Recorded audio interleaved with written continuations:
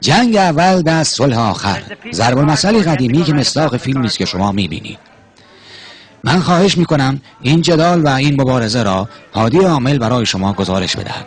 روی تشک دو، ببخشید انا تشک نرفته توی تالار حرکت میکنه، هر روز از سمت راست یه ضربه بارانداز به اون میزنه و شمع از پهنا فرو میکنه تو سوراخ دماغ داماد خشمگین میشه، نصف گیگو بلند میکنه از پهنا تو حلق عروس. حالا زیر یه خمو گرو گرفته، پالتو رو میخوابونه، پالتو رو برمیداره، سالتو رو میخوابونه، هر حرکت میکنه از سمت راست. یه بار دیگه دستو گرو گرفته زیر پایش کندر میپیچونه. بلند میگه هادی جان شلوغش کردی، اجازه بدین من ادامه گزارش رو خدمت شما عرض کنم. از قدیم الایام برای بشریت سوال بوده است که چرا عروس‌ها لباس سفید می‌پوشند و دامادها مشکی، چون در شبی به نام شب عروسی عروس به خانه بخت می‌رود و خوشحال است و داماد برای بردن عروس به خانه بخت بدبخت می‌شود و سیاه می‌پوشد. عروس اشتباه بزرگ می‌کنی، این تنها فرصتی است که تو در زندگی داری. عروس دومادو ببوس یالله. عروس بلند شو، خجالت بکش، خامه‌ها رو پاک کن و دوباره زندگی رو شروع کن.